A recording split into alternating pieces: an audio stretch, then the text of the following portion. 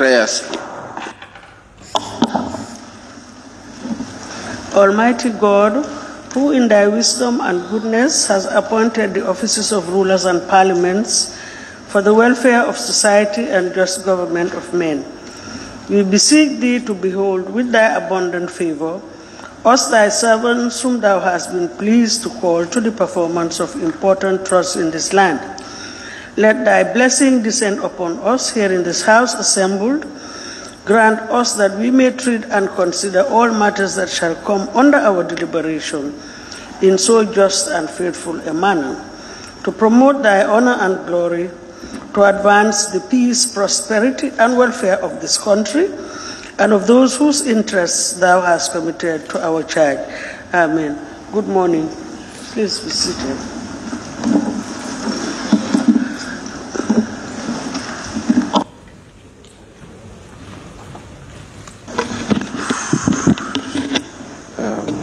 Communication from the chair.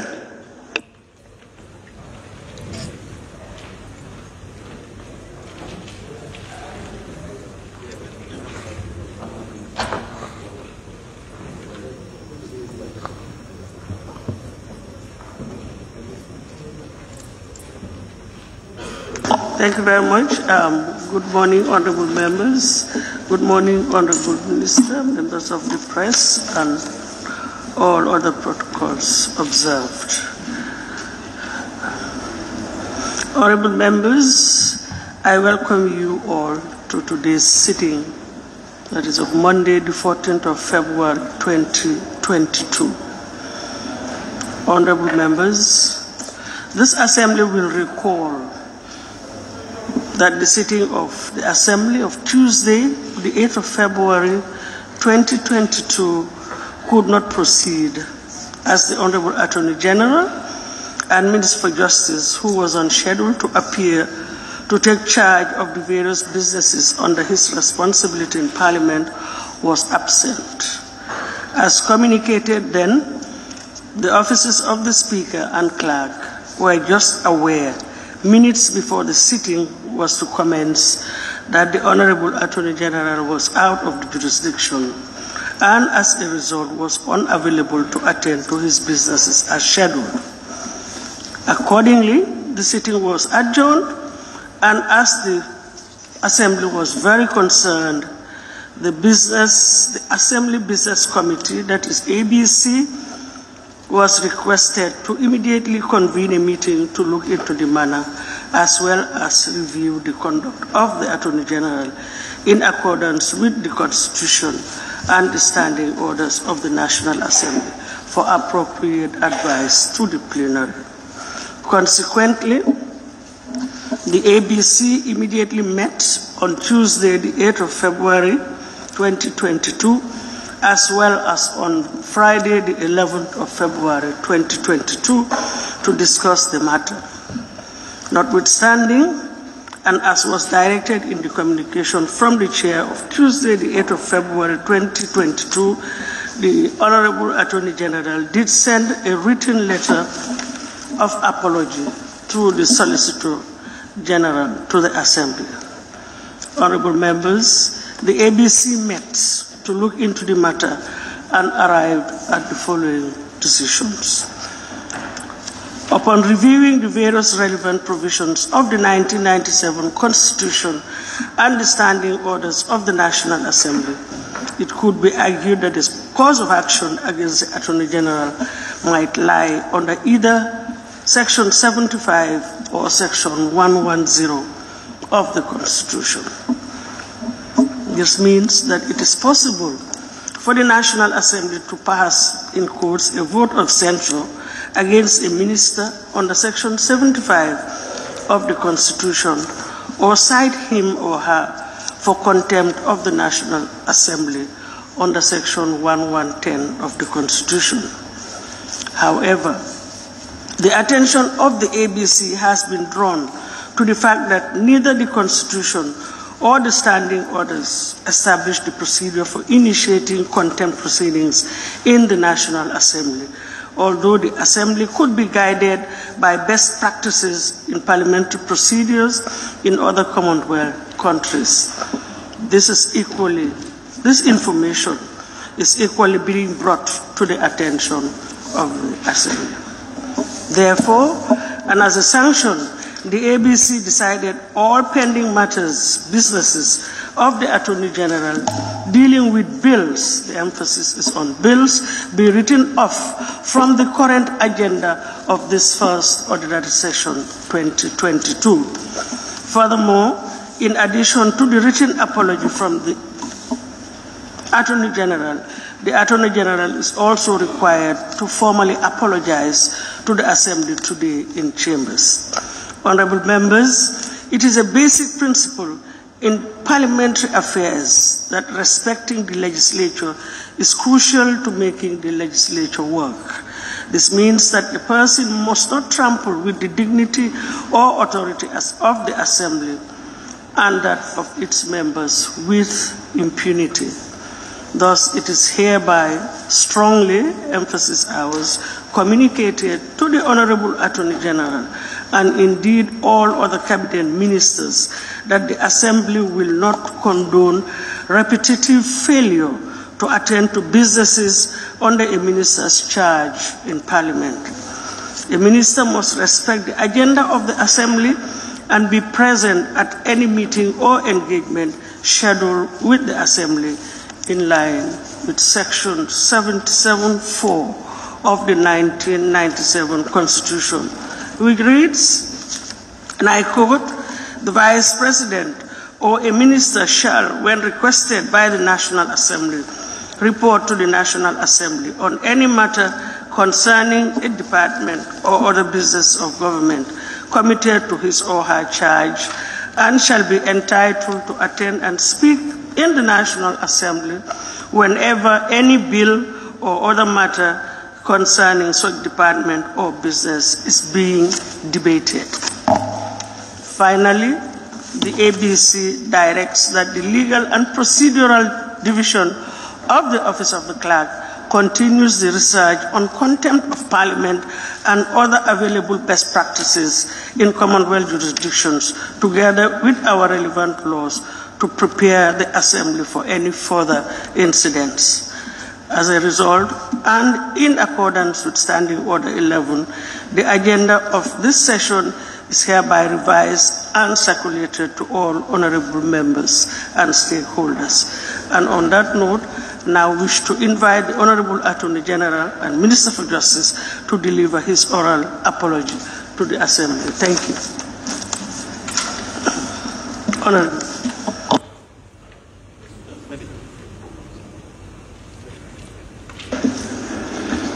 Thank you very much, Honorable Speaker. It's unfortunate I have to stand before you, honorable members, to apologize to you for something that happened inadvertently. My absence on the 8th of February to appear before the National Assembly was clearly unintentional, and I deeply regret the inconvenience that it has caused the National Assembly. I have sent a written apology, as the Honorable Speaker have indicated, but in addition, I'm here before you to formally and sincerely apologize to this National Assembly. I also would like to add that it does not signify any kind of disrespect to this body. It so happened that some lapses happened and I was not able to appear, but my absence was not a sign of disrespect to this august assembly. I urge the National Assembly members, the Honorable Speaker, and the Office of the Clerk to accept my apology. Thank you. Thank you very much. Thank you. Thank you very much, Honorable Minister. May I recognize the presence of Her Excellency, the Vice President. Thank you. Clerk, you may proceed. Correction and approval of records of votes and proceedings of the National Assembly sitting of Thursday, 10 February 2022. Thank you very much. Honorable members, the record of votes and proceedings of the National Assembly sitting of Thursday, the 10th of February 2022 is before us for corrections and approval. Can any honorable member please move that the said record of votes and proceedings be considered and approved? Yes, Busungbala. Thank you very much, Honorable Speaker. I rise to push a motion that the record of votes and proceedings of the National Assembly sitting of Thursday, 10th February 2022 be corrected and approved. Thank you. Thank you very much. Any second? Yes, Banjul Central. Thank you, Honorable Speaker. I rise to second the motion. Thank you. It has been moved and seconded that the record of votes and proceedings of the National Assembly sitting of Thursday, the 10th of February 2022 be approved. Any corrections or observations from honorable members? We'll start with the front page. Any issues on the first page? The front page. Any issues on the front page? Move over to page 1. Page 1. Thank you. Page 2. Can we check the attendance, please?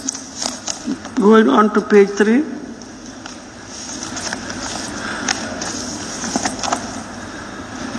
We are all satisfied with the attendance. Okay. Page 4. Woolly East. We are okay? Okay. Thank you. Page 4. Page 4, yes, Woolly East.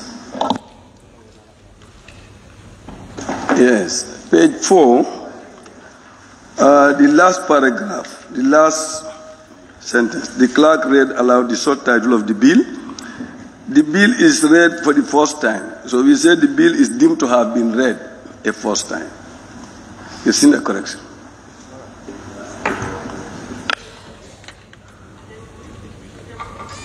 I'm sorry, Deputy Clerk, take note. Any more observations on page 4?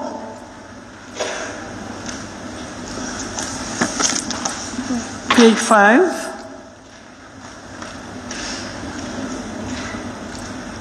Page 5.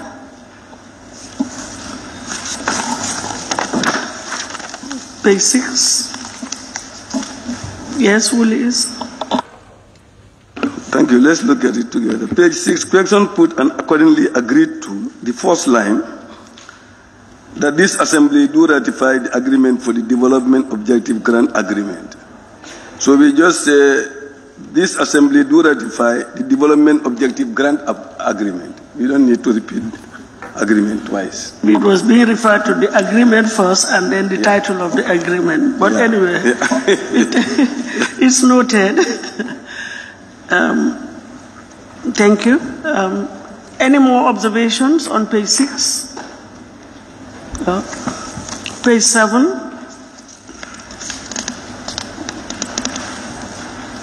Page 7. Page 8. Page 8.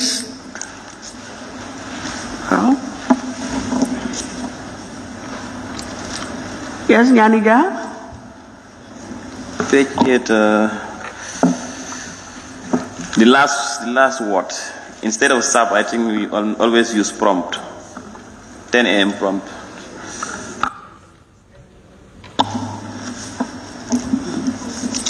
Anything else? That have gone through it a second time? No. Thank you very much. It has been moved and seconded that the record of votes and proceedings of the National Assembly sitting of Thursday, the 10th of February 2022 be approved with amendments. Those in favor, please say aye.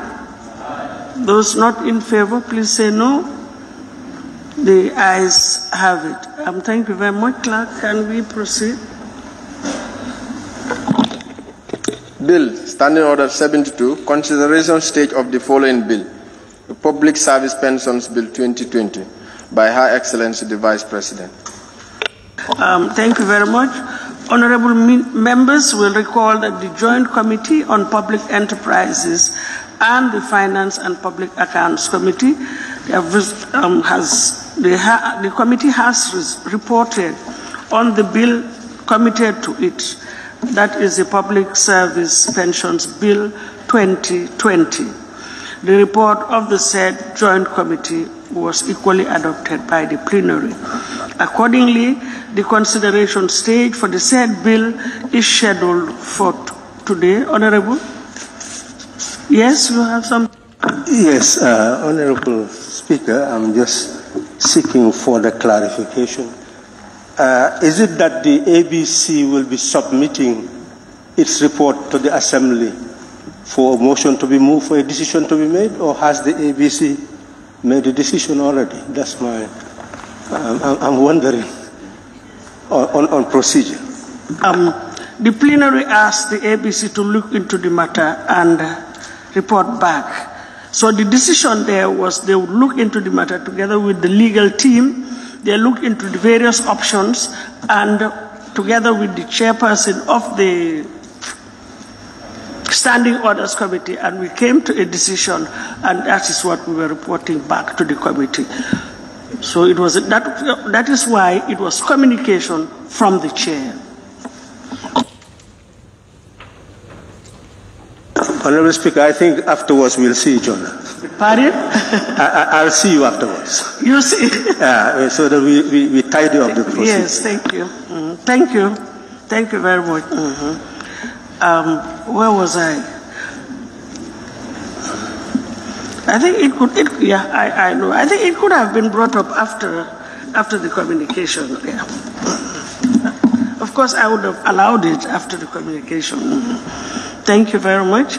As I said, the report of the Joint Committee was adopted, and accordingly, the consideration stage for the said bill is scheduled for today.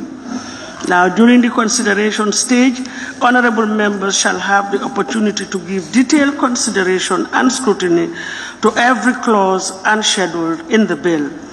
This stage also provides the first opportunity for amendments to the bill to be debated and voted on. I will now, therefore, resolve the Assembly into Committee of the Whole Assembly to give consideration to the bill. That is the Public Service Pensions Bill 2020. The Assembly now resolves into Committee of the Whole Assembly. Thank you very much.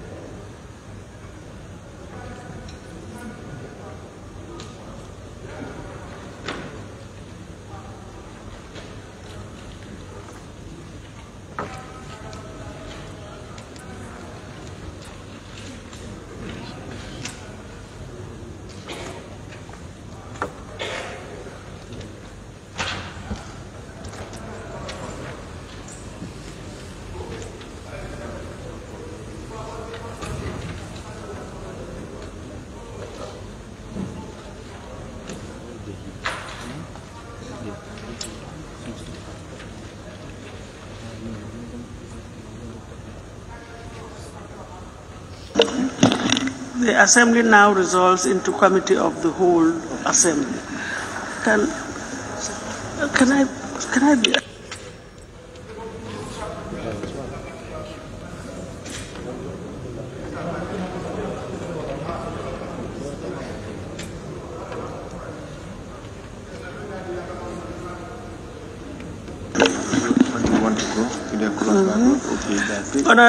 Yes. Honorable members, the Assembly will now go into the Committee of the Whole Assembly to consider the Public Service Pensions Bill 2020. Unfortunately, Honorable Willie West is not here, but as usual, clause by clause. We will also be guided by the committee's report on the bill and clause 72 of the standing orders during the consideration stage. You will all recall that the report was adopted and the chairperson of the joint committee that is the chairperson of PEC, will assist in guiding us through these different stages. Thank you very much. Sorry? We're going by part by part or clause by clause? It's easier by part.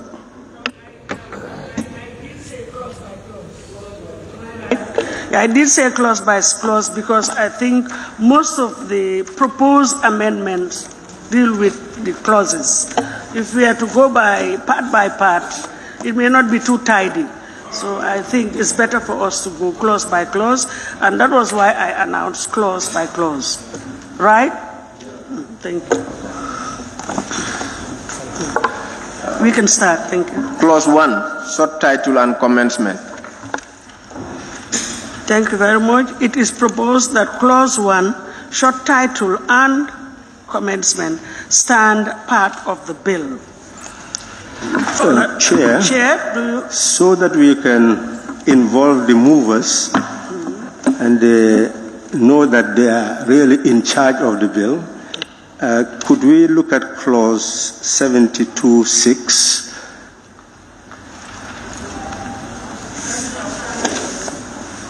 Clause 72(6). And we just proceed that way, and it will be very fast.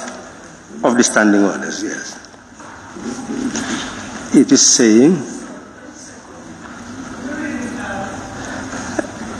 could I go ahead? Yes, you can go. Okay, it's saying that the clerk shall call the number of each clause in succession, and the person in charge of the bill shall move the clause when called to do so. If no amendments are offered, then no debate. So could we just simply say that the mover will move what was the original, and then I'll propose the amendments of the committee.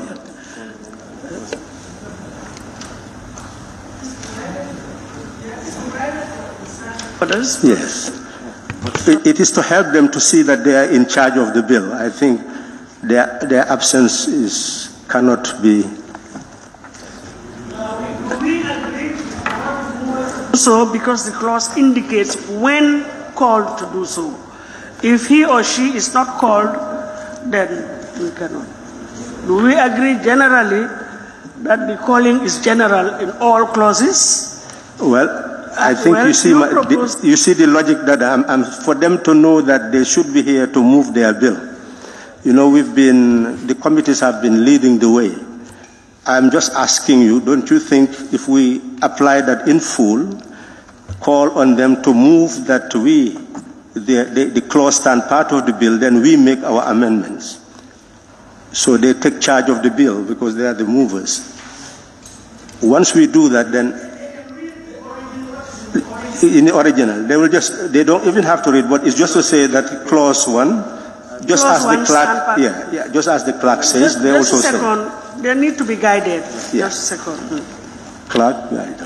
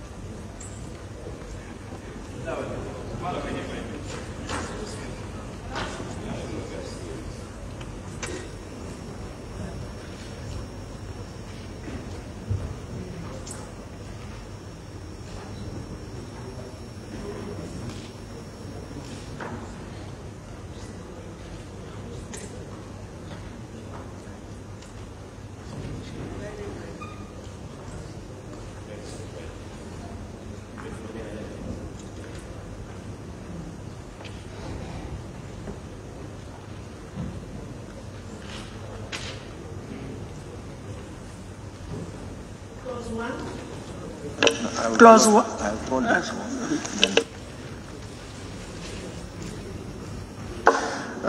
Clause 1, short title and commencement. I invite Her Excellency, the mover of the bill, to move that it forms part of the bill. Thank you very much, Madam Speaker. Honorable National Assembly members, I move that Clause 1 stand as part of the bill. Thank you. Our Chair, yes. Any proposed amendment? Yes. Yes. Let's deal with the Chair first.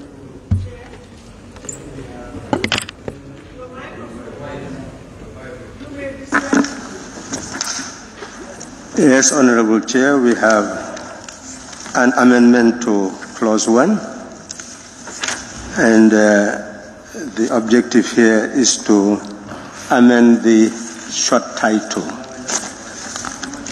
The short title says in the original, this act may be cited as the Public Service Pension Act 2020. Now we are in 2022. So the amendment is proposed that this may be cited as the Public Service Pension Act 2022.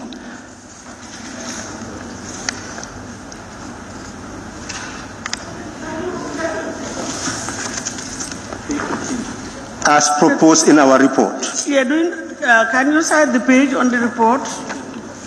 The page of the report in mine will be different from yours because of my eyes, Honorable Speaker, but 18. It's Clause 1. 18, page 18. It's Clause 1.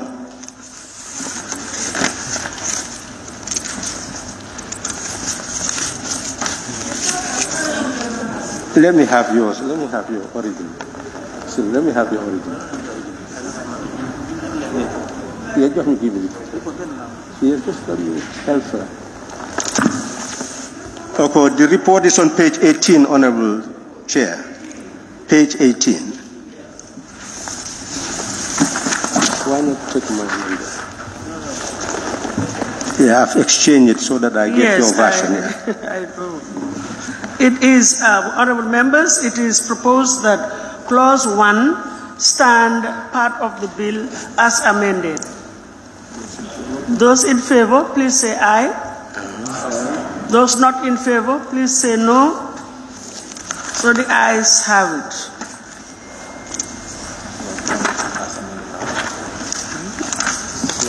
Clause 1 now stands part of the bill as amended. Clause 2, interpretation. Your Excellency, please, Clause 2. Your microphone, please.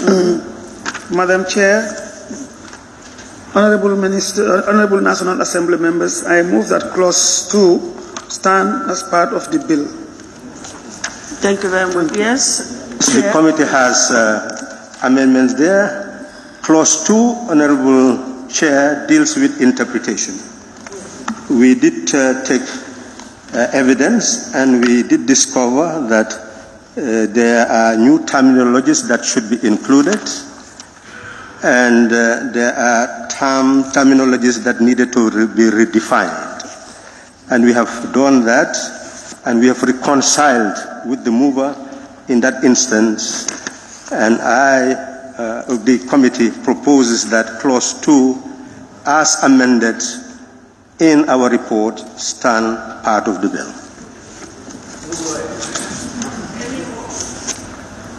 Any observation from honorable members? No.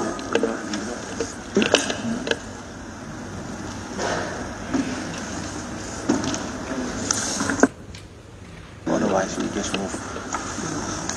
It is proposed that Clause 2 of the bill stand part of the bill as amended in the report of the Joint Committee.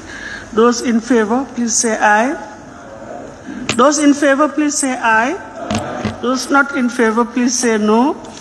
The ayes have it. So Clause 2 of the bill now stands part of the bill as amended.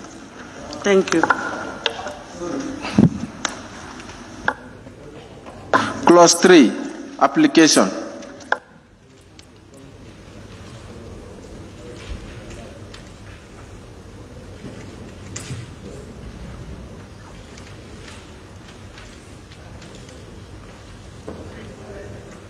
Excellency. Madam Chair, Honorable National Assembly members, I move that Clause 3 stand as part of the bill. Thank you. Honorable Chair, we have no amendment. In our report, it stands part of the bill. It is proposed that Clause 3 stands part of the bill without amendment. It is proposed that Clause 3 stands part of the bill without amendments, as it is on the bill. Those in favor, please say aye. Those not in favor, please say no. Thank you. So Clause 3 now stands part of the bill. Clause 4, establishment of the scheme. Yes, Your Excellency. Thank you, Madam Chair.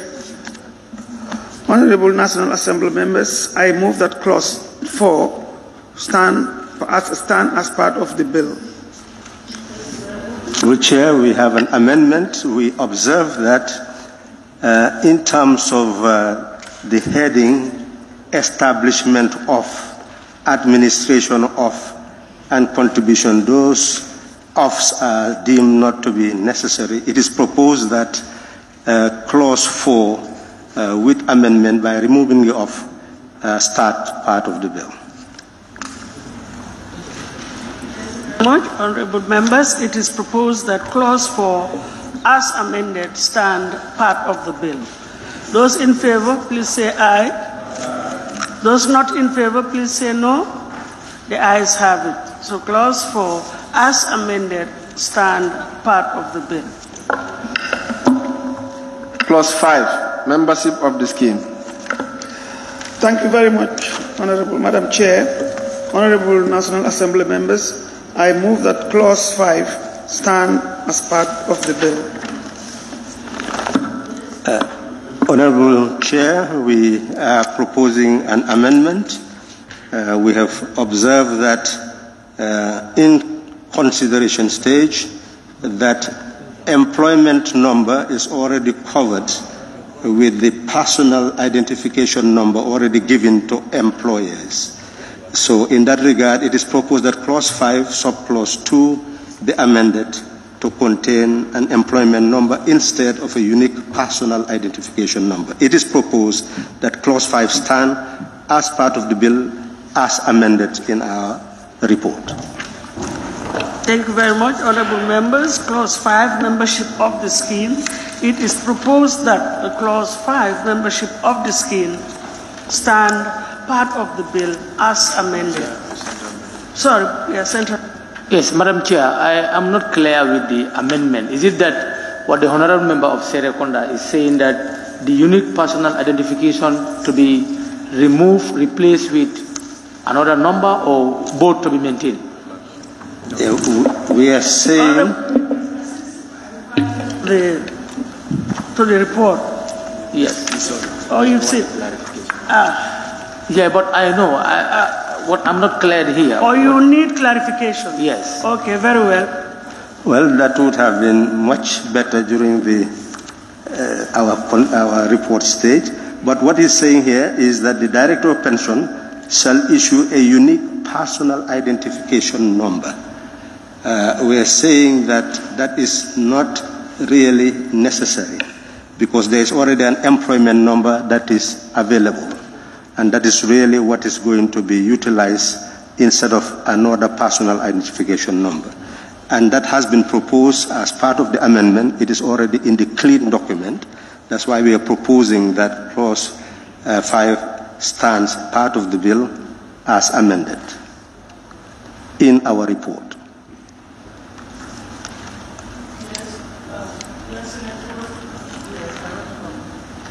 Thank you very much, Honorable Serekunda, member from Serekunda, and Madam Chairperson. I think he asked a very pertinent question in regards to the issue of the unique number. What used to happen was that you have a personal unique number where, that's your employment number that goes along with you. Now, what was agreed, if I may remember very well, and I think I have my permanent secretary here, was your honorable, to give them a unique identification number that is going to go with them throughout, because they are no longer having their identification number as employees, they are pensioners now. So we give them a unique number that is going to be held by them, and when they come for payments or whatever support they need, that number is going to be the identifier. That was the proposal. Thank you. Well, could the Honorable Vice President or Her Excellency do consultation with the Permanent Secretary on this issue? I did, and he's just sitting right on my right side, on my left side, and we are consulting. That was the issue that was raised. Thank you. We want to maintain the unique pass numbers for them, identification numbers for them. Well, you can propose that, Honorable Speaker, then it's left to the members, but in reconciliation, it came from them that already there existed an employment number that is currently being used, and there was no need for a unique personal identification number. I think that evidence came from their end, from somewhere. Okay. So, but do we object? I don't think we object. Yes.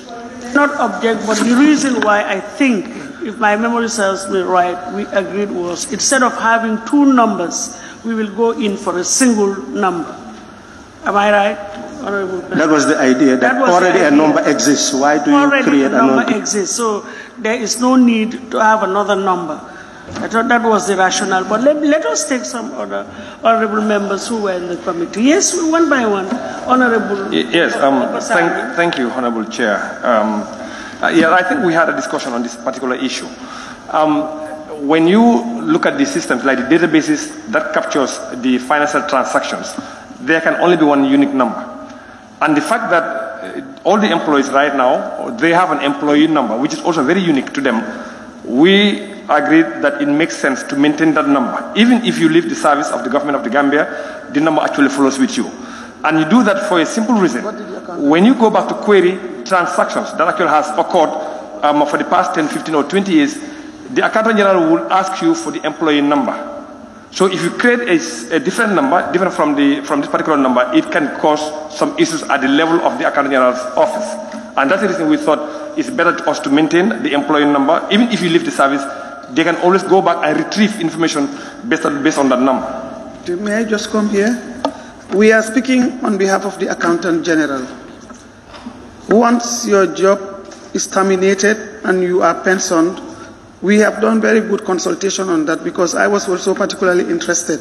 If you are employed, you have a unique number to yourself. Now that you are retired, yes, what is it? And it went to the Accountant General. And it was reported that it can create a confusion between active and non-active employees because once you are employed, you are active. Once you are retired, you are not active, and therefore it is safer and better to have a unique number that is assigned to them that nobody can claim because when you leave, the positions may remain, and those numbers are likely to be. So according to the Accountant General... What happens to the previous number that you were using, the employment number? What will happen to that once you retire? Once you retire.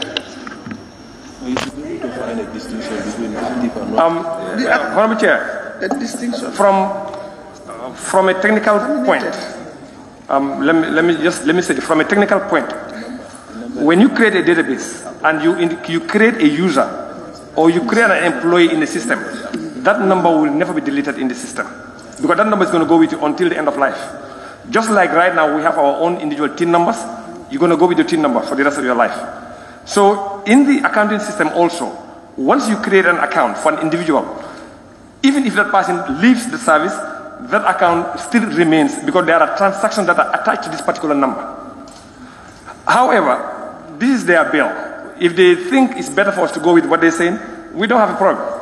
But we are just saying, for the sake of accountability and to ensure that whenever you query the system, you'll be able to get back to the same employee because the numbers will be very unique. Unique, exactly. Yeah. Maybe just to come here, Madam Chair, we have to distinguish between active are non-active. That should be one of the criteria that we should take in as one of them. And once you are retired, that number that is assigned to you for your payroll remains, but it's not assigned to anybody anymore. It's no longer assigned, but then you were an active member. Now that you are no longer an active member, but now a pensioner, it is prudent and more safer to have a different number that is going to be unique to you specifically as a pensioner. Because you are talking about that the fact that the number that remains, it can be used for other transactions. If you are completely retired, these are the issues that may come. Once you are retired, your next status is you are inactive. You are taking your benefits according to the pension scheme and not as an active member. That was the reason why when we reverted back to the Accountant General, they recommended that we assign unique numbers to each pensioner to take account of that. It's their bill. Honorable Member Fonyani. Yes, one at a time. Yes, thank you. As far as I'm part of one of the beneficiaries for as a retired, as I know, and according to Serakunda, for me, I have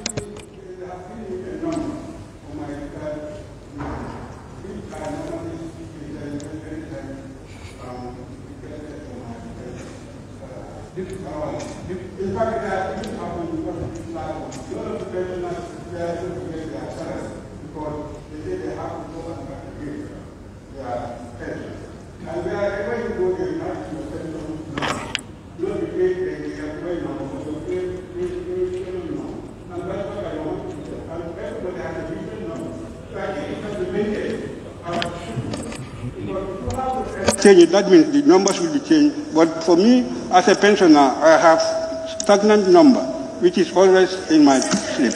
Yes.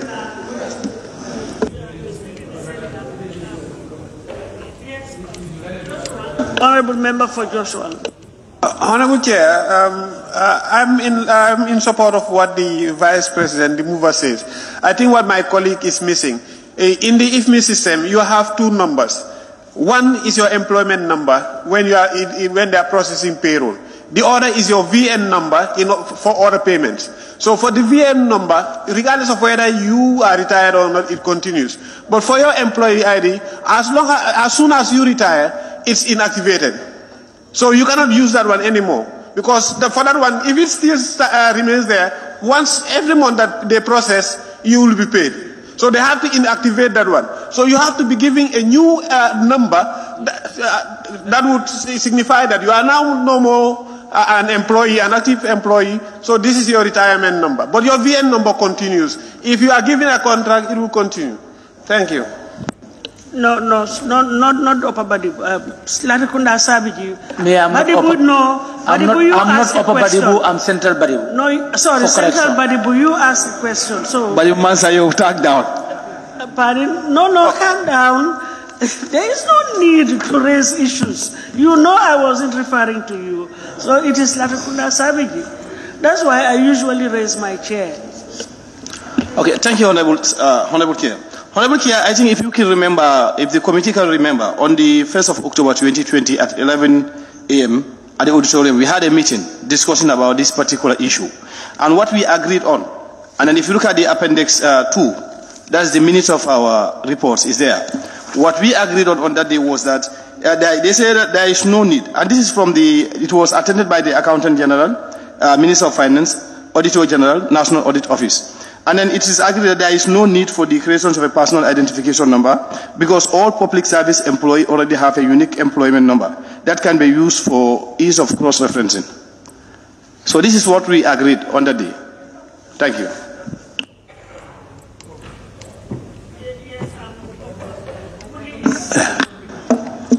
Yes, thank you, Honorable. My understanding is that the two may be confused, those who are in active service and those not in active service. So in order not to create any confusion at all, I think it's better to go by what the mover is saying. Yeah. Yeah, thank you very much. In fact, mine is very precise. I'm also in for what the mover said, because we cannot say we agree. You can agree on something at a certain time, but something can also come in which it can make you to change your agreement. So, yeah. Thank you very much, Honorable Chair. I think the evidence have been given. The member for 𝐼𝐶𝐶 𝐶𝐬𝐢𝐜 have quoted where those in attendance, the witnesses, have really come up with the idea of changing, making it unique, what's it called again? Unique reference number. But the unique personal number rather. But the explanation from the mover now and the justification from the member for Joshua actually convinces me that we should go by what the mover is advocating for, because I think that is what will finish the entire debate.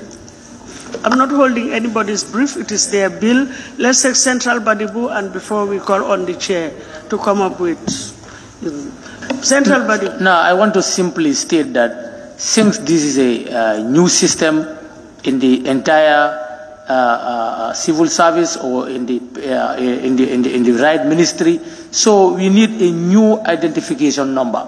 If you want to maintain the old one, you don't solve the problem. Yes, I just want to get clarification from the mover. Are you going to have a new application that will be tracking the pensions? Are you going to have that? Thank you very much. That's a good question. Actually, when we came back, we also reflected, because this is a very important bill that is going to carry a large population sooner or later. And we looked at the whole processes. What we used to do, entering those numbers were done manually. And there were so many mistakes, as you have recently seen what is going on.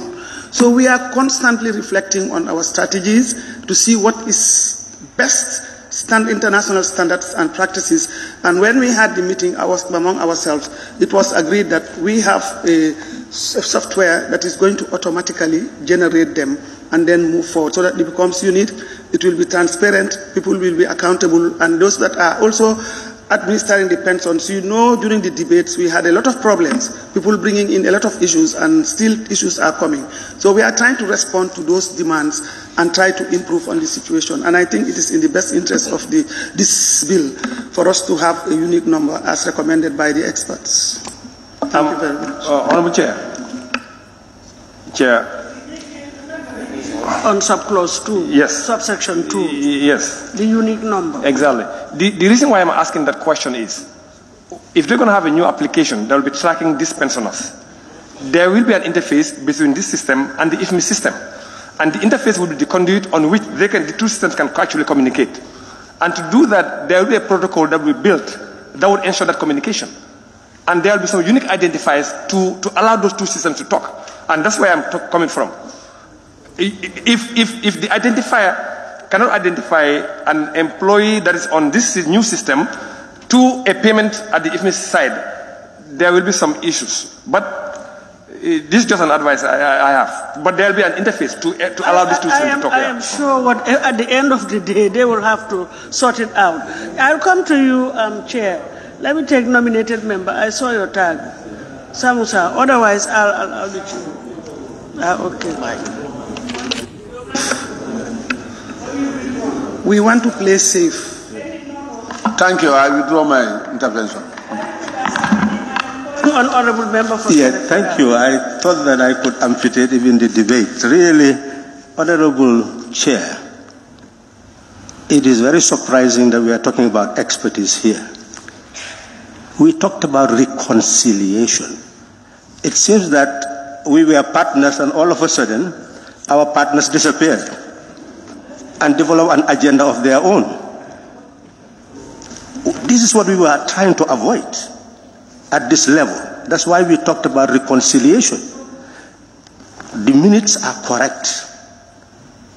They, as experts, call them experts, agreed that currently employment numbers exist and they should continue to subsist. It is from them, the experts. If they change their mind, they should have come back to us. The committee will listen to them, and we would not have had the untidy process that we are now having, Honorable Chair. And look at it, Honorable Chair, whatever they decide, let's give it to them. But listen very carefully to what we are agreeing to do. It says membership of the scheme. A person who, at the commencement of this act, is a member of the scheme if he or she is employed as a public officer in the public service. So you can be in active public service and still be a member of the scheme. It's not after. And then is receiving or expecting to receive a pension or gratuity under the provisions of this. So it covers both. Now, let them tell us what they want us to put there, and we put it there and move on. But there should be no indication that anybody is trying to challenge any form of expertise. The expertise was a collective enterprise, and we engaged in consultation, and nobody came back to us to say that what we agreed should now be revoked and the old element introduced. Nobody came back to us. Let me report that. And let her move, and we move on, Honorable Speaker. Yeah, Honorable Member and Chair of PEC, we all agreed that nobody came back to the committee after the conclusion of the consultations. Nobody, yes. But then we are at consideration stage. So, as we all said, it is their bill. Let them tell us what they want, or if they want to suspend this bit for further consultation, they are equally at liberty to do so. We can proceed with the others, since this is an issue, and then you can always come back. We'll take maybe 1 hour, 2 hours to sort it out. But let's allow the Yes. I don't want us Thank to you very belabor. much, Madam Chair and Honorable Minister. We are together. We are hands in gloves from the beginning to the end. And the bill, Madam Chair, the bill belongs to everybody, every Gambian. It's not unique to the government, it's everybody's bill. And we are here representing, you are the people making this bill, and we are here working together as the legislature and the executive to make it better for the Gambians. I want to tell you that there is no time that we want to undermine or want to disrespect whatever agreements that we have done, but I believe that this bill has gone through a very, very interactive and participatory process that allows everybody to come in with your suggestions, and that is the spirit which we are still working with. Now, if you go to section, there is no need to go back and do any consultation. I think this is one of the most consulted from my own point of view. I don't understand your procedures, but it's just a question of trying to clarify with each other, which is already made very clear. Go to page 8, cap 36.01. 2 says membership of this member of the Director of Pension shall maintain a unique personal identification number to each member of the scheme and maintain an updated register of members. It's already captured. That is the reason why I am suggesting that it's unique and not what we have agreed, we have discussed, and it has gone through, evolved through a lot of process that metamorphosed from one level to another. And it's already captured beautifully here. So we are not in any variance with each other. It's the same. Probably it's the way that we are putting it, but it's the same. Yes, it is already in the bill. And if you will agree, I want to just say that I am with you right on for the great work that has been done. Thank you. Then not very clear. So let me clarify. Yes. As I said, I am not very clear. Because Honorable Chair, let me clarify. The issue is we agreed, the chair, co-chair. No, can you just allow me to say? Yeah, okay. What I'm saying essentially is, after listening to Her Excellency, now I'm not very clear where we're heading to. Are we going by the unique personal identification number, or are we going by both numbers? I'm not very clear on that. Honorable Chair, I believe that the cleansing of the original bill was done by them, and our impression is that they will cleanse it according to the agreements we have reached, the reconciliation. But in this instance, they have decided to maintain a mind of their own on this unique personal identification number, instead of what they originally told us, that there was an employment number already existing in the service that will be retained. That's why I'm proposing that let them propose that this stands part of the bill, and I would request for members that we accept and let them administer as they deem fit, and then we move on. That's what I'm proposing, Honorable Chair.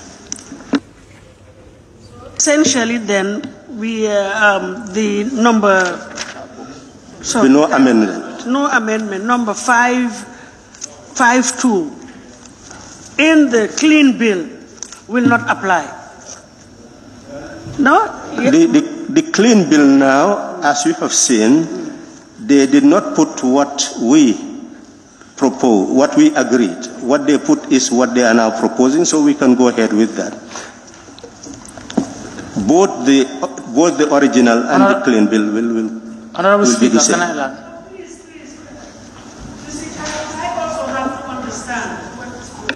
Otherwise, we will agree to something that probably I'm not very au fait with. So I need to capture the views so that at the end of the day, what is being proposed will be understood. I always say that I'm not a mathematician. You have to excuse my... Look at the original bill, Honorable. Look at clause 2 of the original bill. Subclause 2 of the original bill.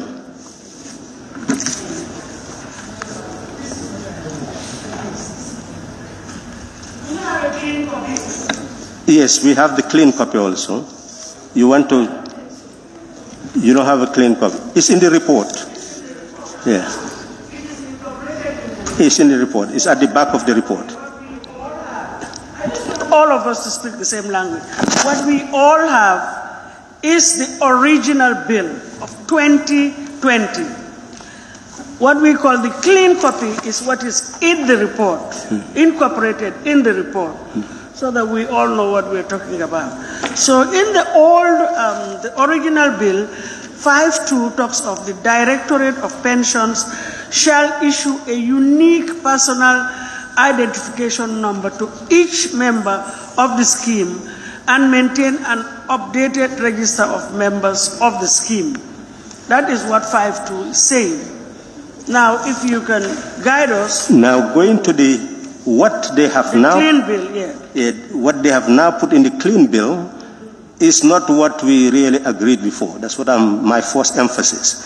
But what they are now putting is that the Director of Pension shall maintain a unique personal identification number to each member of the scheme and maintain an updated register of members.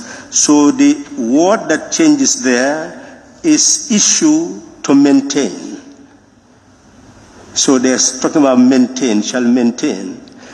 Now, before what they told us was an existing, that this is not necessary. This should have been revamped. It's not necessary because they have, and it's maintaining the employment number that currently exists. So maintenance is about the number that exists. Issuing is a new number. But if they want to issue, then what they do is just simply indicate that, Honorable Chair, and we can amend maintain to issue, and it stands part of the bill, and we proceed.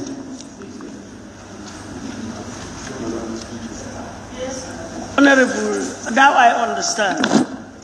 We'll put it to the vote. Honorable Deputy Speaker, thank you. Thank you very much, Madam Chair. Could I be clear with regards to these numbers? Are they going to computerize these numbers?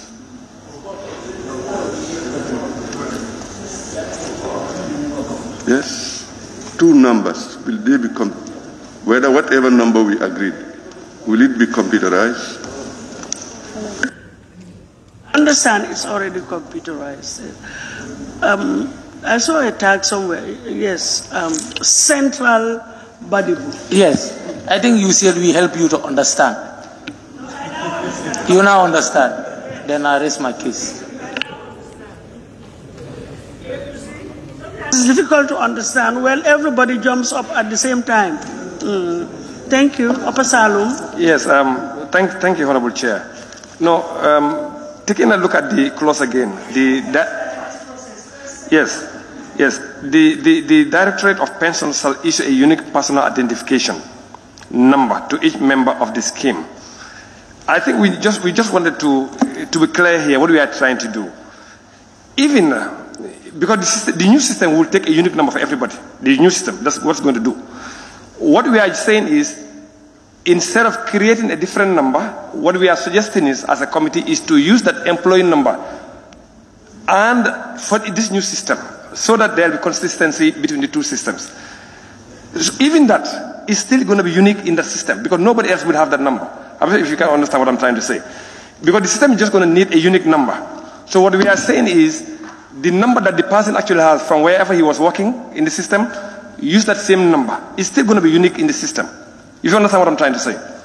So, fine, but otherwise, we can let it go. I don't know, honorable members, don't you think that the debate is whittling down to semantics? Maybe we can just allow it to go, and then the modalities is for them to work out. Ma, let's vote on it now. Yes, so yes, please, can we make some progress? It is proposed that clause 5, Clause 5, yes. Yes, that clause 5 stand part of the bill without amendment. Those in favor, please say aye. Those not in favor, please say no. I'm sure the mover of the bill will take into consideration during the whatever process will they use, the implementation process, to look at all the technicalities, involved. Thank you.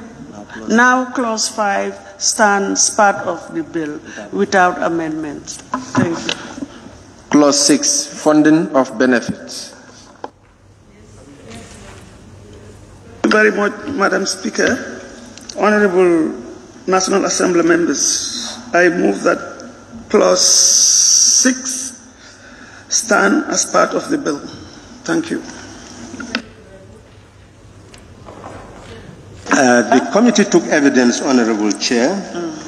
It noted that the consolidated fund is meant to receive monies raised or received in trust for or on behalf of the government. Monies from public servants could not be classified as government funds and must be paid into another pension account. And that is why, appropriately, we have recommended, as in the 𝐿 bill, that it is proposed that clause 6 with amendments stand part of the bill. Thank you very much. Yes, Central Badibu? Yes, which amendment in specific, is which clause? Because when you say funding of benefits, we have 1, 2, 3, 4. Which amendment are you referring to, Honorable Member of Serekunda? Well, if we proceed that way, Honorable Member for Badibu, it's like our report to the Assembly is insignificant. It's like we are saying what is in the report is clearly stipulated there, and that's what we approved. To speed up the process, look at clause 6, subclause 2. You will see the word consolidated fund. So we are in general saying it's the clause that should be amended as per the cleansed copy. We already have a cleansed copy attached of the amendments being proposed, which we rationalize and we agreed with the mover that this will form part of the cleansed copy that we are now recommending to stand part of the bill. That is the process. Yes. Look at your page 41 going to 42 yes. of the report. Yes, I have seen it in the report. But what I'm saying, when an honorable member of Serekunda is trying to read it, he should make reference to 2, so that, because we are at the committee stage and we are mandated by our standing order. At committee stage, members can make any amendment relevant to the subject matter under discussion. So what I'm saying is, like, if he is leading us, when he said the clause 7, is it clause 6, sub-clause 2, then, I will understand that the consolidated, amendment that he's talking about, that's clause 2 in specific. This is what I mean. Anyway, we respect the job that you have done. That will assist everybody in understanding. Yeah, exactly. That reference is to clause 6, 1, 2, 3, or 4, as the case may be. Just to help in the process also, if you go to page 73 of the report, 73, yes, just to help all of us to follow properly, this is exactly where the clean copy is, where we are right now on clause 6. You see funding benefits, page 73. Number 2, are you there? So what we did is, we have the original copy and we also have the clean one. The clean one we can be making reference to. Once we get to any clause 5, clause 6, you go to that page, you will see the clauses and you will see the changes that we are proposing on those ones. The member is very right, Honorable Chair, because it is saying that instead of consolidated fund, you will see the Accountant General shall deduct from every public officer an amount equivalent to 5% of pensionable emoluments, and the amount shall be remitted to the Public Service Pension Fund. But if you look at clause 2 of the original document, it is saying the Accountant General shall deduct from every public officer an amount equivalent to 5% of pensionable emoluments, and the amount shall be remitted to the consolidated fund. So the amendment is to move from the consolidated fund to a public service pension fund. I think, Honorable Chair, with all due respect, he is not a member of the Joint Committee, and probably not all of us usually read our reports. So it will assist all of us if we say, for instance, for example, clause 6, subclause 2 to read, then he will follow. Or if it were subclause 4, then he will follow. To be just specific in which clause was actually amended or subclause was amended on the 6th. Thank you. We can move. Who?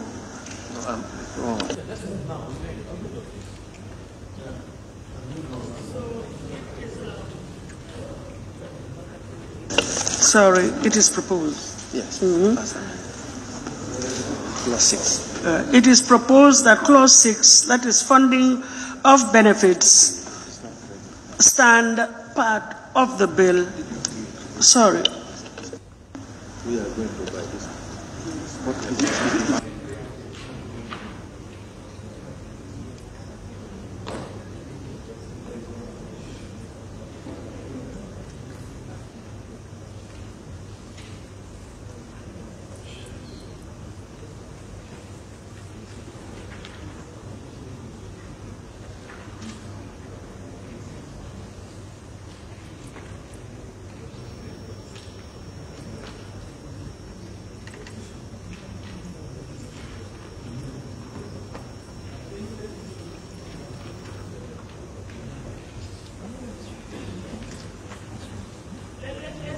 They are just doing some consultations with the chief legal advisor to government.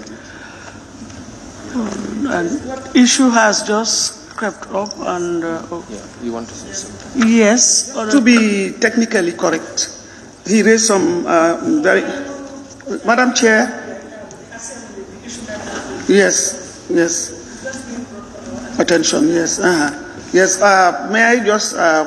call your attention, Madam Chair and Honorable Minister, Honorable National Assembly members, that there is some technical issues that were brought in, and I think it's right. That is when we talked about the pension scheme, the pension service scheme that is under the, excuse me, let me just, to be correct, let me just get it right. The pension scheme, the public service pension scheme fund has not been defined. And I think that's the only clause that we are missing in this document. Our attention has been brought to it. We are establishing it. So we need to have at least a clause that is a definition of that clause in order to guide us when we want to operationalize this process. So we are aware of that lacuna and we are taking note of it. It's not in this document. If you don't mind. That it has to be established here. They cannot go and establish it somewhere else. It's either we I don't know whether it would be in order for us to proceed and then let them do their drafting in the meantime. By the time we finish the consideration of the other clauses, they can then come and we insert the clause dealing with the establishment of the fund itself and get it incorporated. I think it was an omission on all our side. Well, so I don't know. Honorable Chair, it's not before us yet. If they have an amendment to their own bill, they can start working on that and indicate where it should go. So if it is within... Honorable, let us all accept that it is very fundamental that we also ought to have picked it up, but it was an oversight. They've just detected it. It's their problem. They cannot, well, sorry for the language, let them handle it, but we will proceed with our consideration. So if they want, which they are bound to do, come up with an amendment touching on the establishment, then before we finalize the bill today, they can come up with any amendment they wish to make. Discuss with the chairperson of the committee, because this bill is one of the most participatory bills, and we are here in the spirit of working together. And if we see lacuna or some ellipses during the process, we have to accept it. And accepting it means we want to give the best we can to this bill because it affects every Gambian. So on that note, my suggestion is we meet together with the committee, if they do desire, for us to come together and work together and see that we give it the best that we can, because that's a very important aspect of the bill which needs to be considered. Thank you very much. Yes, Chair, it's just about procedure.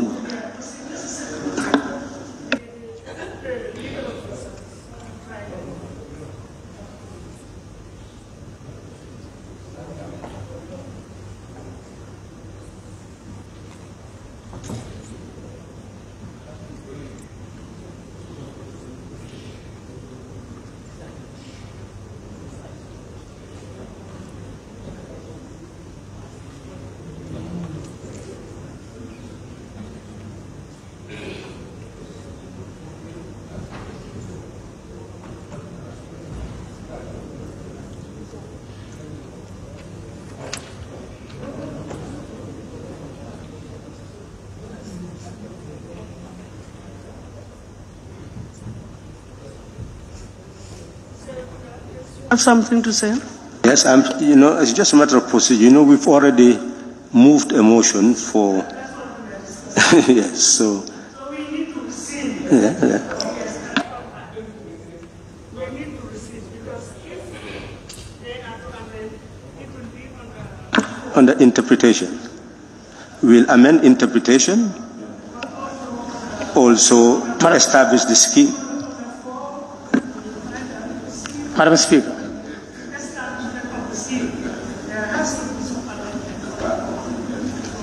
Madam Speaker.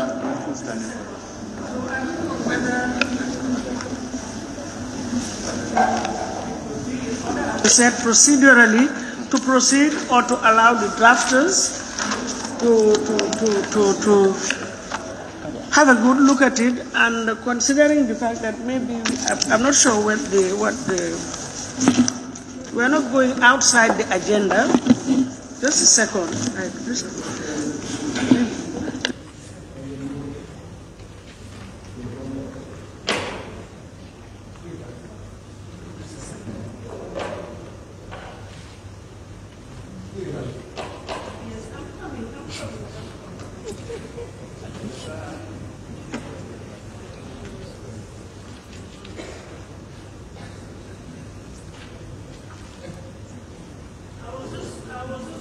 At a less busy day, so that when we are done today on this matter, we can come back during the course of the week, give them time to tidy everything up.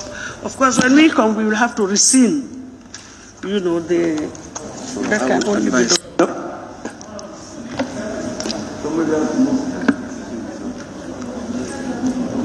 Honorable Speaker, can you allow us to help you? I also need my technical team. Yes. but use yours also when you are, stiff there. The technical team is for all of us. When they feed me, I will then feed you, and we take a decision together.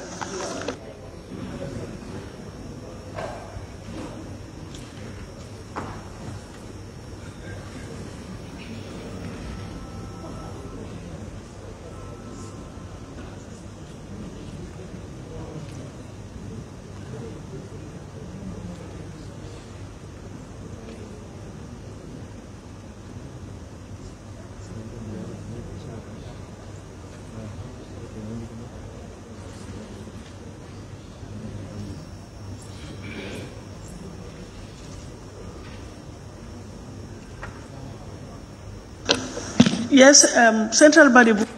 Yes, Honorable Speaker, Honorable Chair, I think you made a very good suggestion.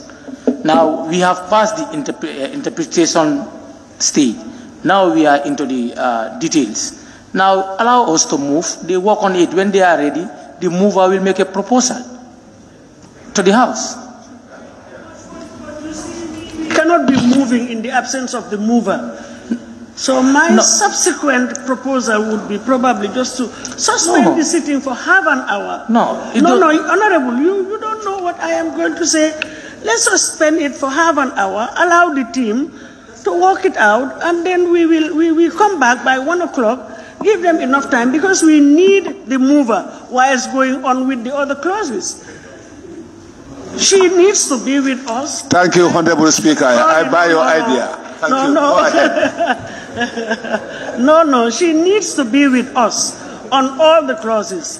Equally so, she needs to be with her team to work out these proposals. There are amendments from them. Yeah, so let's just take half an hour. I would suggest, Vice Chair, Honorable Co-Chair, we just take half an hour. It's 12:30. We will suspend from the chair, and come back at 1 o'clock. This should not take us 2 hours to finish. So if you agree, I think that let's do it clean. Yeah, I think I want us to do it clean. Yes, Banjul Nob? Yes, Honorable Chair, I move that we stand down for 30 minutes and then come back to continue. Chair. Seconded. When we go there. If it is moved, it must be seconded.